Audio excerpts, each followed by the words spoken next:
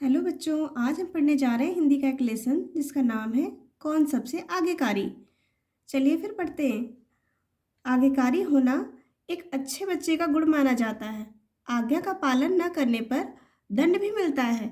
क्या आपके साथ ऐसा कभी हुआ है कि आपने आज्ञा का पालन न किया हो और आपको किसी ने टोका भी न हो? अपना अनुभव कक्षा को बताइए। गुरु की आज्ञा का पालन करने के लिए शिष्य क्या कुछ नहीं करते, आइए पढ़ें। यहाँ शिष्य का अर्थ है विद्यार्थी। एक समय की बात है, किसी आश्रम में गुरुजी अपने 3 शिष्यों के साथ रहते थे। तीनों बहुत आज्ञाकारी थे। आज्ञाकारी का अर्थ है आदेश का पालन करने वाला, जो अपने गुरुजी का सारे आदेश का पालन करते थे। वो जो भी वो कहते वो उनकी आज्ञा मानते थे। वे अपने गुरु की प्रत्येक आज्ञा का पालन करते थे।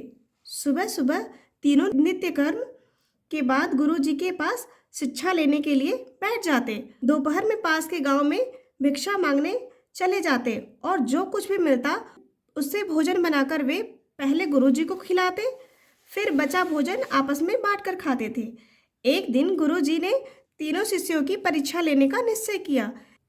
वे जानना चाहते थे कि उनमें से कौन सबसे आज्ञाकारी एवं लक्ष्य के प्रति दृढ़ है। उन्होंने तीनों शिष्यों को अपने पास बुलाया। तीनों को एक एक बांस की टोकरी देकर पास के जलाशय से उसमें पानी भर के लाने के लिए कहा। यहाँ जलाशय का अर्थ है तालाब और लक्ष्य का अर्थ है ध्येय या उद्देश्य। गुरु जी की आज्ञा मानकर तीनों अपनी अपनी टोकरी लेकर जलाशय के पास पहुँचे और उसमें पानी भरकर वापस गुरु जी के पास लाने लगे। सोच विचार, क्या पानी बांस की टोकरियों में ठहर सकता है? कक्षा में अपने विचार बारी बारी से व्यक्त कीजिए। किंतु टोकरी तो बांस की थी। बीच की दरारों में से पानी आधे रास्ते पहुंचने से पहले ही बह जाता। वे जलाशय लौटते और दोबारा पानी भरते। बार बार प्रयास करने के बाद भी जब वे सफल नहीं हुए तो 2 शिष्यों ने पानी लाने में असमर्थता जताते हुए गुरुजी को खाली टोकरी वापस कर दी।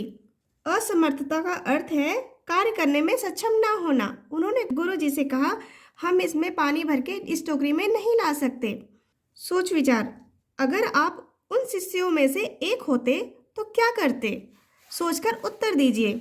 किंतु तीसरे शिष्य ने गुरुजी की आज्ञा को आदेश मानकर प्रयत्न करना नहीं छोड़ा।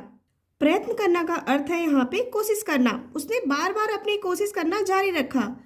वह बार बार टोकरी में पानी भरने का प्रयास करता रहा। लगातार पानी में रहने के कारण बांस की लकड़ियों ने पानी सोख लिया तथा फूल गईं। अब उनसे पानी गिरना बहुत कम हो गया। अंततः वह बांस की टोकरी में पानी भरने में सफल हो गया। गुरुजी तीसरे शिष्य के लक्ष्य के प्रति दृढ़ता और आज्ञाकारी स्वभाव को देखकर बहुत प्रसन्न हुए।